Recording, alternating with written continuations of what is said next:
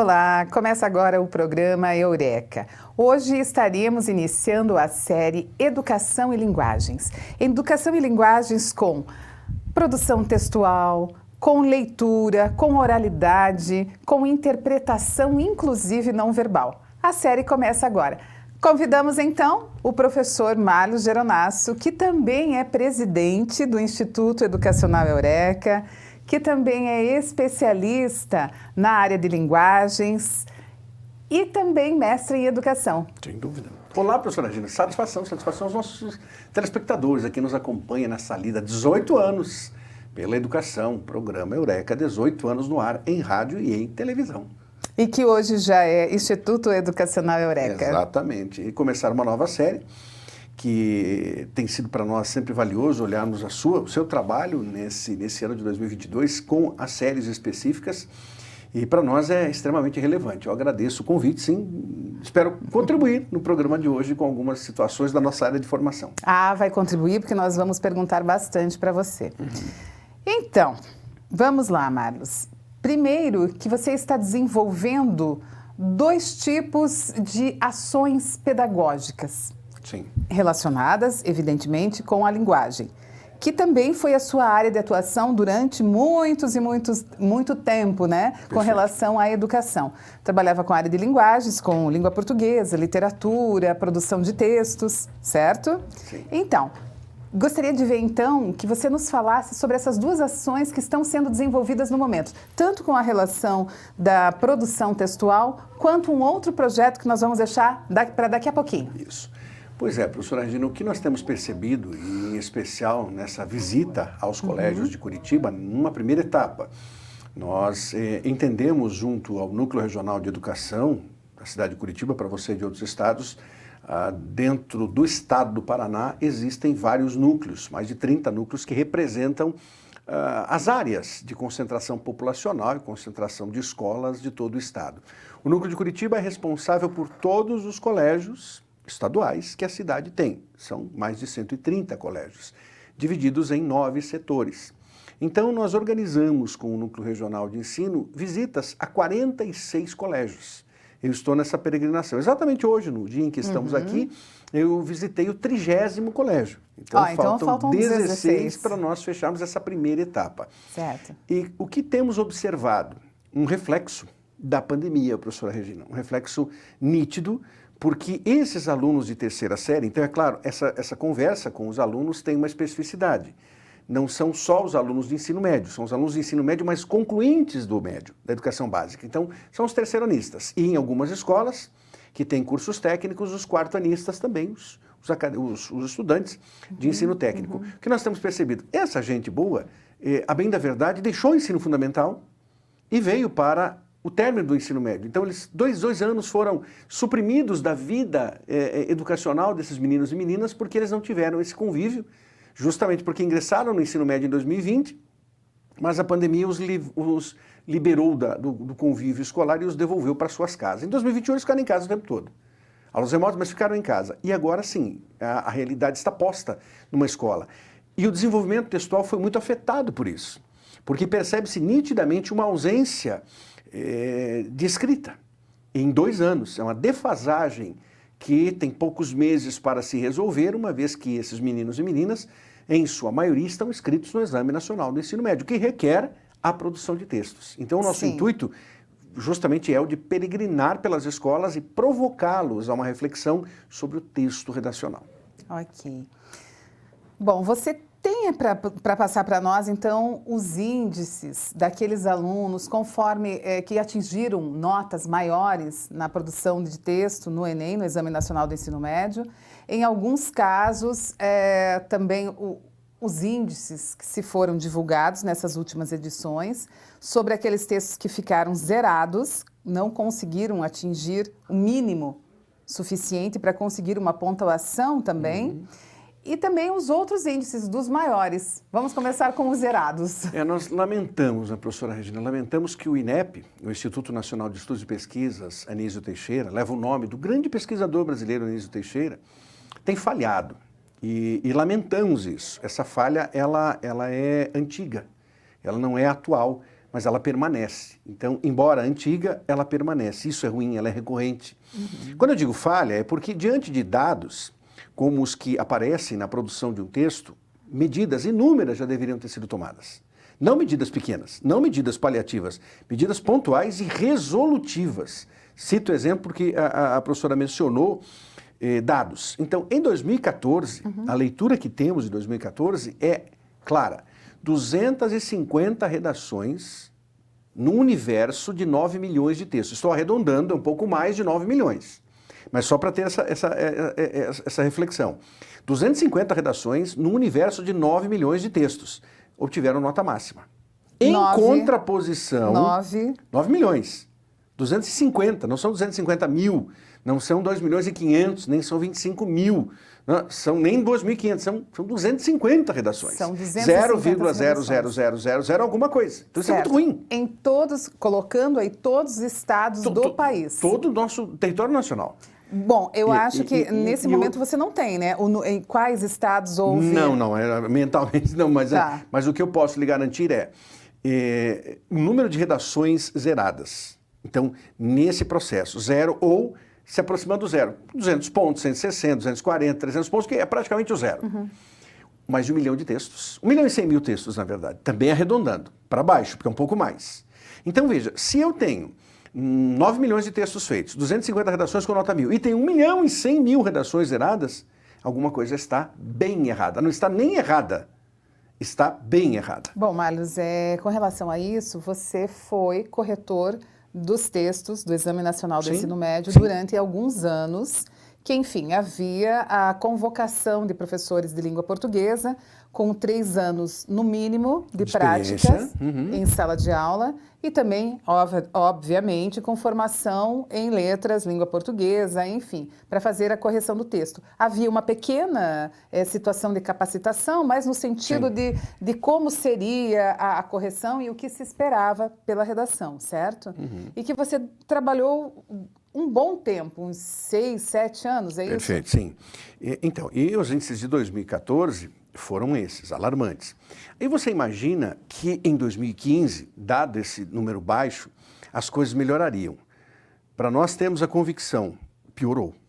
Então, se já era ruim, conseguiu ficar pior, porque de 250 redações com nota máxima, em 2015, o nosso país apresentou um pouco menos de inscritos, pouco mais de 6 milhões, não me recordo detalhadamente, mas pouco mais de 6 milhões, 104 redações com nota máxima. E quase 1 milhão de textos zerados novamente. 2015. 2016, professora Regina, foram 77 redações com nota máxima. 77 redações com nota máxima. E as zeradas aos milhares, certo? Aos milhares. Então, espera aí, 2014, 250 notas máximas. Em 2015, 104. Em 2016, 77. Aí, nessa altura, qualquer indivíduo já imaginaria que é o fundo do poço.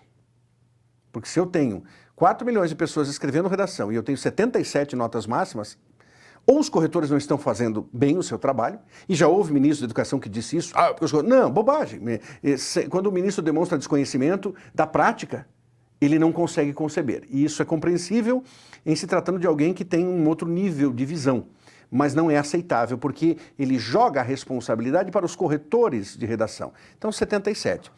Em 2014, 250, em 2015, estou repetindo só para nós ficarmos com os números ok. Você está fazendo uma retrospectiva desde 2015. 2014, na verdade. 2014, 250, 2015, 104, 2016, 77, 2017, 55 notas máximas. 55. 2018, 53. Quer dizer, o que já era 50, baixou para 53. 2018. 2019, subiu. 55 notas máximas. Olha, subiram 2, né? Puxa, igualou. Mas daí você pensa assim, tá, e agora vem a questão pandemia. Em 2020, professora Regina, 28 redações em mais de 3 milhões de textos conseguiram nota máxima. E Enem 2022, feito em 2021, mas servindo para 2022. Quantas notas máximas? 22. 22. A situação não é uma situação de horror. No mínimo é preocupante. Sim. Com o sinal de alerta ligado. Tá, então a partir desse cenário preocupante... Que não é fatalista, ele é realista, né, professora Regina? A partir desse cenário preocupante, quais são os tópicos que nós podemos destacar? O que está pesando mais? É a interpretação, é a compreensão do que está sendo pedido nessa produção de texto, por exemplo, porque existem os textos base, né? Para quem está nos ouvindo, para quem está nos assistindo, os textos base são aqueles textos de apoio, digamos, para fazer aquela contextualização do tema que está sendo solicitado para que o aluno faça a redação, uma contextualização, embora ele não possa copiar trechos dos textos base, dos textos de apoio para escrever o seu texto, certo? Não, ele até pode copiar sim. E ele tem uma certeza, ao copiar os textos de apoio, o seu texto será anulado. Essa certeza, não, ele tem essa certeza, eu digo sempre isso. Você pode copiar? Pode, mas copie tudo, porque aí você já sai de lá, do local de provas, com uma certeza, zerou. Bom, e aí perdeu o Enem. Tá, Marcos, então aqui, nesse sentido, nós já temos uma situação em que pode, uma hipótese, do porquê tantas redações zeradas. Né? Ao longo de da retrospectiva que você traçou aqui para nós, sim, desde 2014. Um outro ponto que você coloca como sendo um dos riscos para que o texto seja zerado. A fuga do tema, o desconhecimento da temática proposta, e é comum porque o tema só se conhece quando se abre o caderno de provas. Nesse ano de 2022 isso acontecerá no dia 13 de novembro. Então você, o candidato que está ali, o menino, a menina, o jovem, enfim, a pessoa que está ali, abre o caderno de provas, vê o tema. Muitos não têm a menor condição de interpretar o comando. E por não saberem interpretar o comando, o que é recorrente? Trazem textos e ideias prontas, acreditando que ninguém lerá. Então, se o tema é sobre a cidadania, o indivíduo escreve sobre a água. Por quê? Porque ele trouxe esse tema e ele acha que é mais fácil. E que ninguém vai corrigir. Não só corrige, como zera o texto. E aí o ponto nevrálgico da situação, professora Regina, a redação eliminatória. Em sendo eliminatória, menos de 500 pontos significa o indivíduo perder a condição de ingressar, por exemplo, numa universidade pública. Sem num dúvida. Instituto Federal, numa universidade federal, certo? Num centro de educação tecnológica. Sim. Então, não tem como. Tá, nós, então, citamos aqui 2 pontos, como o professor coloca, nevrálgicos. Primeiro, copiar trechos do texto base que está lá apenas para ser contextualizado. Segundo ponto, a não colocação do tema. Não vai fazer o desenvolvimento... Não escreve sobre o tema, exatamente. E coloca outro. Bom, professor, nós temos que dar um breve intervalozinho. Isso. E daí, na sequência, você ainda vai citar mais uns 2 ou 3 tópicos para que nós possamos fazer esse fechamento e até entendermos o que está acontecendo com a escrita dos nossos estudantes concluintes do ensino médio que fazem o Exame Nacional do Ensino Médio para que tenham esses resultados tão devastadores na produção de texto. Já voltamos.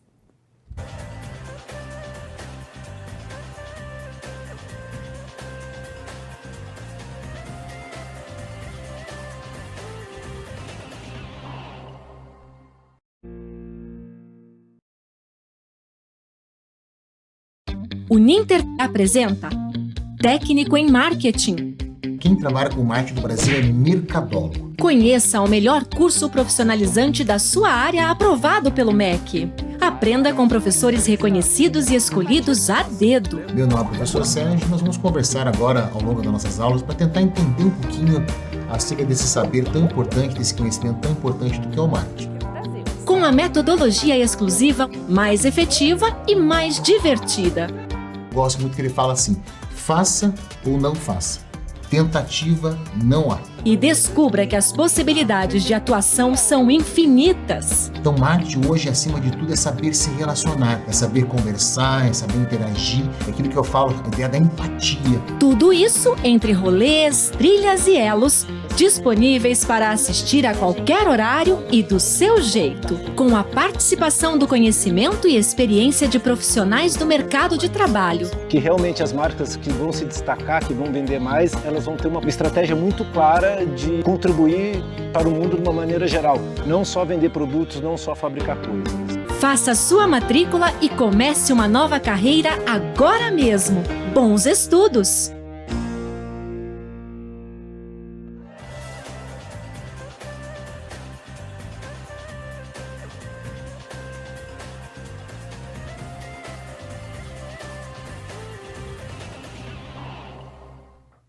Voltamos para o segundo bloco do programa de hoje, Eureka, na série Educação e Linguagens. Ao longo do primeiro bloco, conversávamos com o professor Mário Geronasso sobre produção de texto. Ele fez para nós uma breve retrospectiva desde 2014 até o último Exame Nacional do Ensino Médio, que ocorreu em 2021, sobre os problemas desses textos, como notas, redações, textos zerados, e houve uma grande quantidade, e também, infelizmente, aquelas redações que conseguiram chegar à nota máxima, né? Redação nota 1000, que sempre foi uma forma como o professor Mário se referia ao longo desses anos todos, né? Como se preparar para que o estudante tivesse a redação nota 1000. E também trouxe para nós dados bastante preocupantes nesse sentido. No último Exame Nacional do Ensino Médio, que tivemos 22 redações apenas, contando todos os estados do país. Mais de 2 milhões e 100 mil textos. Só tivemos 21 alunos que conseguiram 22 a nota máxima, ou seja, que tiraram a nota 1000. Bem, o professor destacou no primeiro bloco, então, sobre copiar pequenos trechos dos textos base, aqueles textos que contextualizam o tema que será discorrido, que o aluno terá, o estudante, o candidato, terá que discorrer no texto. E o outro ponto também foi sobre o não desenvolvimento do tema do texto. Né? Usar outro tema, professora. Usar outro tema. Trazer outro tema pronto e não exercer a abordagem temática. Nós temos proposto um tema. Permissão para dirigir aos 16 anos. Permissão para dirigir aos 16 anos na sociedade brasileira. Como resolver esse problema? Que caminho seguir? Ser favorável, ser contrário. Então esse é o tema. E abrimos o texto e o que temos ali? Temos alguém contando a história de um vizinho que fez isso, fez aquilo. Quer dizer, não tem absolutamente nenhuma relação. Sequer esse vizinho se envolveu numa situação de trânsito. Não, porque até você teria um querer lógico de dizer assim, não, mas ele contou a história de um vizinho, a abordagem não é narrativa, mas ele fez, então... Não, negativo. O texto é um texto de opinião fundamentada. Sim. E sobre o tema, qualquer fuga temática, mesmo que parcial, já acarreta ao indivíduo a perda total do seu texto ou a perda quase que total. Parcial para total. E com isso ele está eliminado do processo, porque é o que falávamos no finalzinho do primeiro bloco. A redação, independentemente das ciências humanas, das ciências da natureza, da matemática, das linguagens, a redação é eliminatória. Zerou a redação, não consegue mais buscar absolutamente nada. Não tem mais financiamento em FIES, não tem ProUni e não tem SISU. Então, esse candidato está fadado a fazer o Enem no ano seguinte, porque esse Enem ele perdeu. Temos ainda as situações sobre a gramática, a coesão, né? O que Sim. vai dar a liga entre um parágrafo e outro, entre um argumento e outro, porque nós também não podemos esquecer que esse texto que é solicitado no Exame Nacional do Ensino Médio é uma dissertação, é dissertativo. Sim. E muitos candidatos também pecam por aí fazendo uma narração, fazendo uma descrição. Não é possível, porque ele errou o tema e erra o gênero. Sim. O tipo de texto que ele precisa construir. Okay. Porque esse texto é um texto que requer, professora Regina, tese. A tese é a defesa de um ponto de vista, mas não é uma defesa qualquer. É uma defesa fundamentada. Por isso é um texto que exerce, que apresenta maturidade. E o problema que vemos também é que os nossos meninos e meninas não estão desenvolvendo isso na educação básica.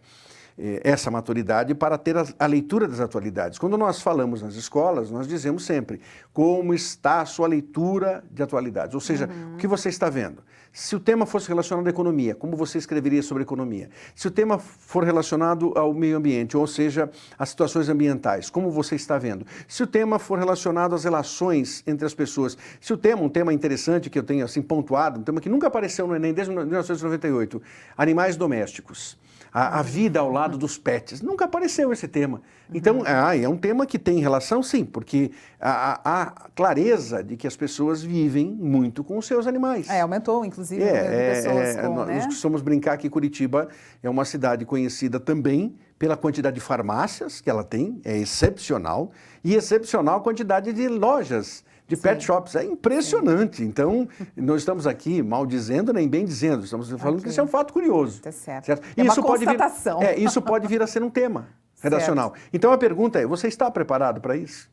Nós, nos últimos anos, né, professora Regina, temos permeado os temas. Desde 2016 até a presente data, nós temos mapeado bem os temas de tal forma que alguns dizem assim, vocês acertam todos os anos. Não, não é verdade que acertamos. Nós temos um discernimento daquilo que já apareceu, então nós acabamos eliminando, e aquilo que ainda não apareceu, mas tem uma relação de relevância, como a economia, como a direção aos jovens e, ao mesmo tempo, a questão do convívio com animais. Outra situação que poderá acarretar na forma da nota ficar, ou melhor, a ausência de nota, a redação zerada, seria também com relação à questão gramatical, embora aí Não, professora, não zera, não. Ele perde na competência 1. A competência 1 ele será punido, ele pode inclusive zerar, mas é raro. Um zero na competência 1. São 5 competências, fazendo aqui uma analogia simplista, é um bolo, você tem 5 fatias. Cada uma dessas fatias, ela pode ser subdividida em outras fatias menores, 0, 40, 80, 120, 160 e 200. Então, esse indivíduo que comete muitas distorções gramaticais, que fere a norma gramatical brasileira, ele pode ter uma nota 40, uma nota 80. Isso é ruim no cômputo geral. Tá, e uma outra situação que nós vamos colocar aqui, já colocamos a gramática, a coesão, a liga entre um argumento e outro, que a redação tenha que ser no modo dissertativo, ou seja, deve conter uma afirmação, que nós colocamos como tese, né? Sim. E depois colocando argumentos a partir daí. Mas também tem a proposta de intervenção. Então, eu gostaria, professor, que brevemente você nos colocasse... A proposta de intervenção, professora Regina, ela incide na competência 5. Das 5 competências dessa fatia de bolo, é aquela que mostra a solução para o problema. Invariavelmente, desde 2009, com a mudança do Exame Nacional, até 2008, o Enem era apenas diagnóstico. A ideia era diagnosticar como está a educação brasileira, nunca se prestou esse papel, nunca conseguiu fazer isso efetivamente. É um lamento e uma constatação. De 2009 para cá, o Enem transformou-se em porta de acesso para o ensino superior. E em sendo porta de acesso, os temas redacionais, invariavelmente, são situações-problema. Essas situações-problema precisam ser resolvidas. E é no 4º parágrafo, último, tema, tese, argumentação, propósito de intervenção. É no último parágrafo que existe uma solução. Então, um tema que eu tenho usado também, tema de 2017, que nós gabaritamos e temos, assim, programas Eureka mostrando que nós falávamos sobre esse tema antes de o Enem acontecer. A persistência da violência contra a mulher na sociedade brasileira.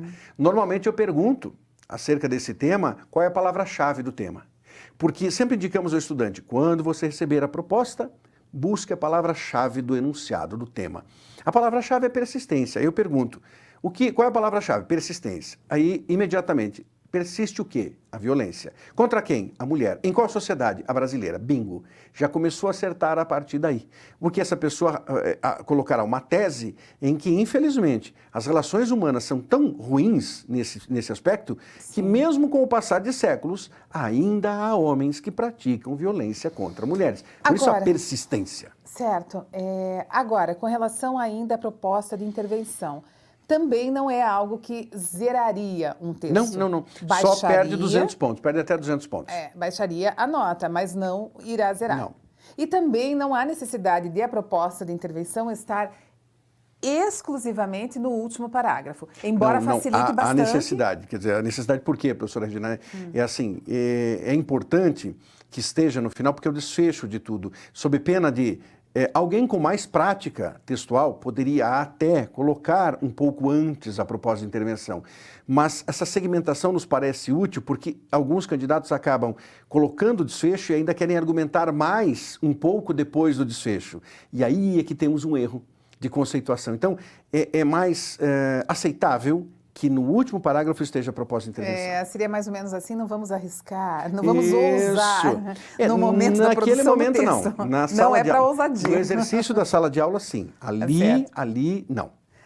Bom, tem ainda outro projeto que você está desenvolvendo, que você começou, inclusive, citando as escolas da rede pública, né, de Curitiba, em que você está visitando, ao total Serão 46 escolas e é um outro projeto, é o projeto Debatedores Nota 1000. Então, na verdade, podemos chamar assim, continuidade Certíssimo. do primeiro projeto da redação Nota 1000, é isso? Sim. Fala um pouquinho sobre isso. Professora Regina, porque essa concepção surgiu há muito tempo, quando nós dois discutimos dentro do trabalho do Instituto Eureka, dinâmicas redacionais. E nós compreendemos que a dinâmica de um projeto de debates, de uma proposta de debates, é muito próxima de um texto. Então, nós incitamos os alunos a pensarem num tema e iniciarem um processo de debate, numa divisão em 4 partes. Assim como nós temos os 4 parágrafos, tema, tese, argumentação e propósito de intervenção, eles também, ao debater, entram nessas 4 partes. A introdução, quem abre o texto falando sobre o que aquele grupo quer, que aquela equipe almeja defender. Em seguida, a réplica, que nós chamamos como tese, réplica, réplica, tese, que é a defesa do ponto de vista. A argumentação, que é a tréplica, que fundamenta, na verdade, o processo da tese, a tréplica, e, por fim, a proposta de intervenção, que são as considerações finais. Então, quando praticamos isso nas escolas, e temos feito, os estudantes saem de lá assim admirados, dizendo assim, puxa, mas isso é um texto redacional. Só que ele é um texto redacional na forma oral. E tem dado muito certo. Então, aqui nós já também temos alguns elementos, tanto da redação escrita, que também fará parte para o ingresso ao ensino superior através do Exame Nacional do Ensino Médio ou vestibulares, como algumas instituições ainda fazem. E também o projeto Debatedores Nota 1000 está unido. Unido, exatamente. Na verdade, fazem parte do mesmo processo. Só que agora, nesse momento, o trabalho com a oralidade. Está ficando claro, então, essa situação? Que a palavra não é apenas escrita, a palavra também... Inclusive porque na conversa eu faço uma intermediação para mostrar aos alunos que aqueles, quando abrem, coloco os 2 grupos, então abre aqui, abre lá, a favor e contra, enfim, e depois explico, olha, essa apresentação oral que você fez para esse menino, para essa menina, foi extremamente relevante. Se fosse isso num texto redacional, sua nota seria elevada. E eles ficam muito felizes. Ao contrário, também exige, olha, eu tenho que fazer alguns reparos aqui, você não poderia, por exemplo, ter dito, na minha opinião. Você pode até oralizar isso, mas no momento de uma escrita redacional, jamais coloque em minha opinião, na minha opinião. Marlos, coloca para nós, então, uma dica, um recado, uma orientação que você poderia, nesse momento, para o fechamento do nosso programa de hoje, colocar para o nosso estudante, aquele que está concluindo o ensino médio, o que você colocaria para eles, com relação tanto à redação escrita quanto à oralidade? Quem quer nos acompanhar nesse projeto Debatedores? Primeiro, o ponto, o auge do programa desse projeto será no dia 31 de outubro, no Teatro Guaíra, aqui em Curitiba, com um grande debate entre escolas. Que tal escrever 2 textos? Como eu digo sempre, tarefa de casa. Escreva um texto com até 30 linhas, exclusivamente a favor da permissão para dirigir aos 16 anos. E escreva um outro texto, totalmente contrário à permissão para dirigir aos 16 anos. Entre em conflito consigo, para que você consiga desenvolver o argumento e o contra-argumento. Lição de casa. E depois envia para o professor Marlos. Ok, Marlos, muito obrigada pela participação. Vamos conversar mais sobre a série Educação e Linguagem. Então, terá um ou outro momento em que nós chamaremos novamente você para falar sobre a linguagem. Muito obrigado. Tá bom? O programa Eureka encerra por aqui hoje. Fique conosco. Até o próximo programa. Até.